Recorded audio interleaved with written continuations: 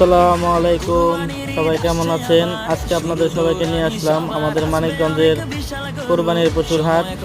মানিকগঞ্জের সদরে লক্ষণটা গ্রামে বসেছে জমজমাট পশুর হাট।